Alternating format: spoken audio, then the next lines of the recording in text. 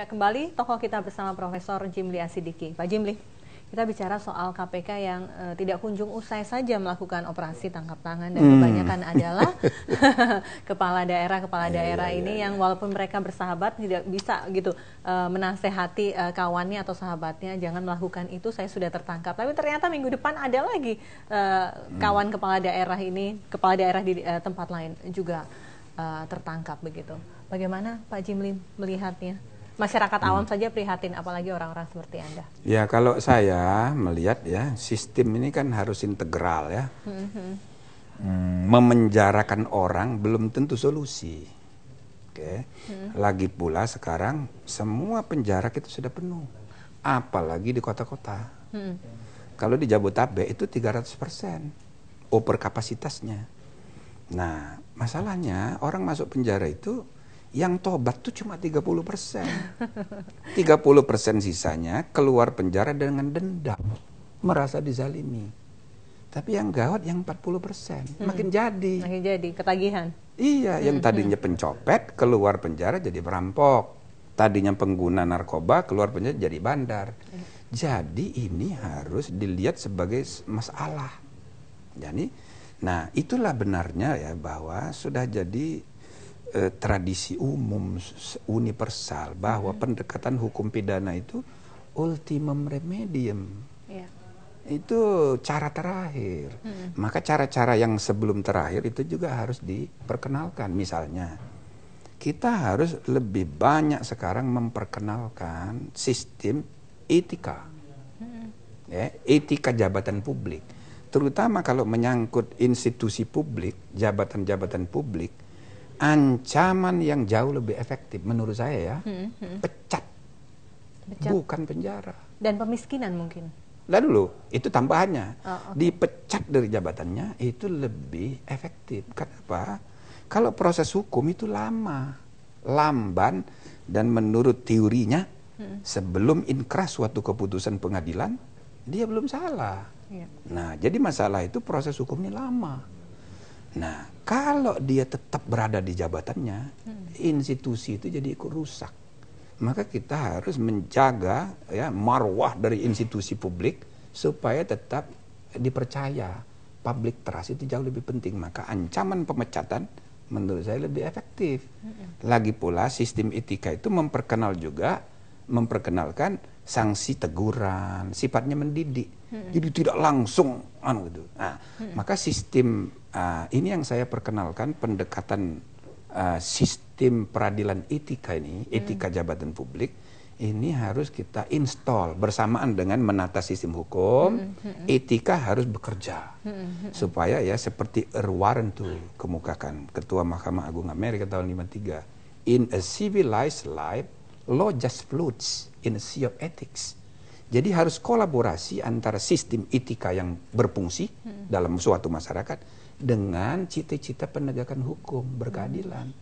Kalau bangsa kita ini akhlaknya rusak, ya bagaimana menegakkan hukum? Kita harus memperkenalkan sistem pengawasan berdasarkan prinsip tanggung jawab pemimpin, kayak sistem komando, gitu kan? Kalau seorang dirjen korupsi, meskipun menterinya tidak salah, menteri juga harus tapi ikut menteri menanggung. harus ikut tanggung jawab. Dia harus mengundurkan diri atau dia dipecat. Kalau eselon 2-nya terbukti korupsi, dirjen harus bertanggung jawab meskipun dia tidak kena secara hukum. Nah, mekanisme ini kalau eselon 4 yang korupsi, eselon 3-nya bertanggung jawab. Jadi kalau menurut saya ini diatur sehingga semua orang yang menduduki jabatan bertanggung jawab untuk memastikan anak buahnya tidak korupsi. Sistem tanggung jawab ini akan jauh lebih efektif mencegah kayak sekarang ini. Nah, tuh yang ketiga tentu sistem politik kita terlalu mahal tadi. Mahar dan mahal itu tadi. Jadi pelembagaan partai, pelembagaan institusi politik kita harus dibenahi. Jadi demokratisasi internal dan sebagainya, dan jangan juga kita terlalu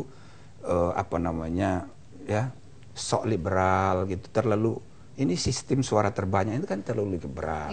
Bagus dalam jangka panjang, ya kan? Bagus sekali. Cuma kan kita harus tahap demi tahap. supaya tidak terlalu mahal. Kalau sekarang ini semua caleg itu berfungsi sebagai partai sendiri-sendiri. Bagaimana menghilangkan dan menghilangkan politik transaksional, begitu ya? Karena siapa yang harus dipersalahkan? Yang memberi atau masyarakat kita yang memang masih belum siap dengan berpolitik ini? Jadi yang mereka lakukan adalah ya mereka menerima dan mereka akan mencoblos orang-orang yang memberi mereka. Pokoknya selama sistem suara terbanyak, sulit untuk mencegah ya mahalnya biaya kampanye, karena semua orang memerlukan meningkatkan popularitas. Dan itu dia harus akrab dengan media, dan media itu ya harus dibayar. Nah, kalau semuanya begitu, ya maka ujung-ujungnya inverted totalitarianism yang akan berkembang. Maksud saya totalitarianisme berkebalikan dengan zaman dulu. Totalitarianisme Hitler itu penguasa publik itu kan menguasai privat. Kalau sekarang penguasa privat menguasai ruang publik karena dia punya modal. Karena dia punya modal. Nah, maka banyak sekali caleg, banyak sekali calon kepala daerah di daerah-daerah itu dalam tanda petik, ya kan? Ya itu punya jadi boneka aja. Saya nggak sebut daerah itu banyak yang kami pecat di KPU di daerah itu, ya kayak gitu kolaborasi.